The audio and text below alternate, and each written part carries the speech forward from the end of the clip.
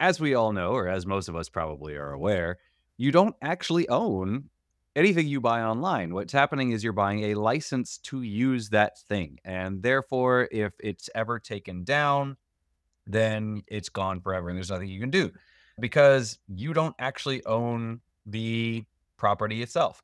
Now, if you own a physical thing, like for instance, I still have my old Sims 2 CDs or my old Warcraft 2 CDs, right? If you own something like that, that's yours forever. You have a physical copy of it. You can do whatever you want with that physical copy. You could resell it if you wanted to, or you could reinstall it on a new computer with no issue.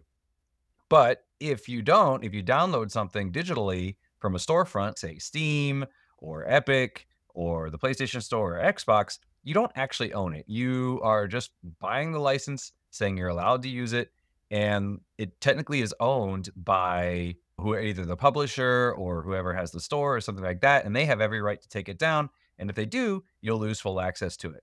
In California, the governor recently signed a law which was originally sponsored by Jackie Irwin, I believe.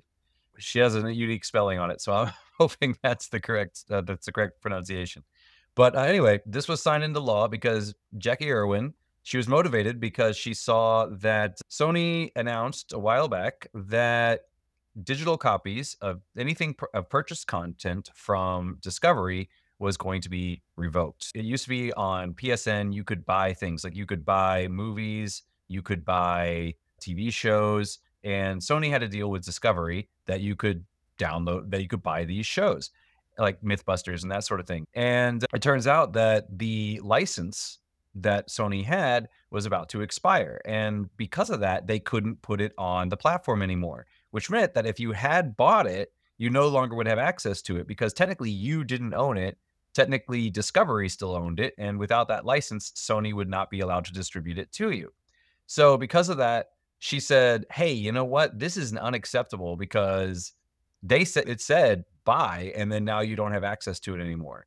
So she decided to pass this law, and it ended up that particular case it ended up not mattering because Sony made a deal with Discovery in December 2023 that basically they were all yeah, there was a last minute agreement that all that content will stay up. So they did have a deal in place for that. Or they didn't make a deal, but they didn't have to, and that was part of the thing.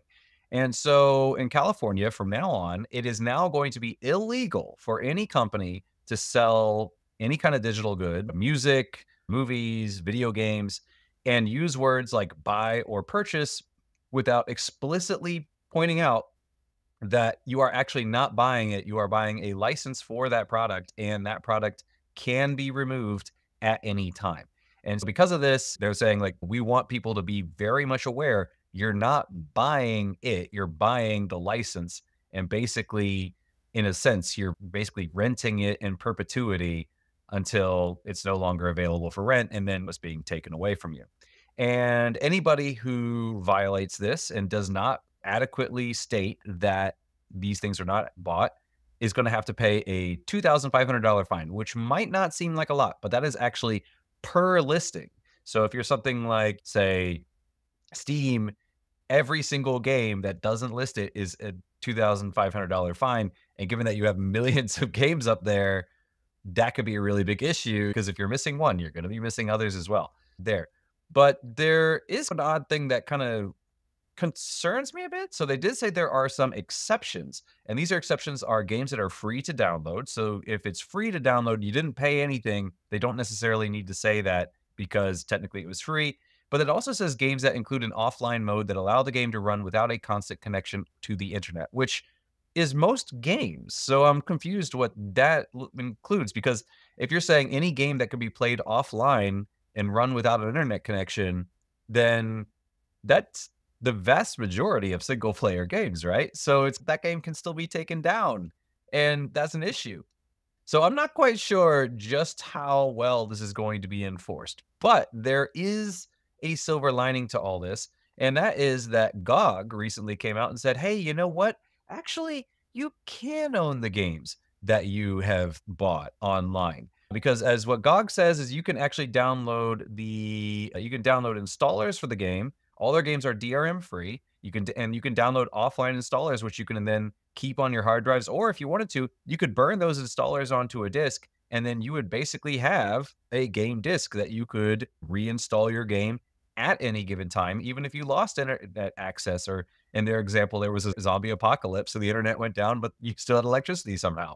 You could still download your games or install your games through these installers that you can download from GOG. So according to them, you can actually buy a game and keep it in perpetuity. Now, that being said, they can revoke access to the game on the store. So if you buy it, quote unquote, on the store and don't download the installer and then they take it off the store, yeah, you can still lose access to it. But once you download that installer, you can have it in perpetuity. So they really wanted to point that out, that use GOG because you can back up your library locally and not have to worry about what we're going to be doing in the future.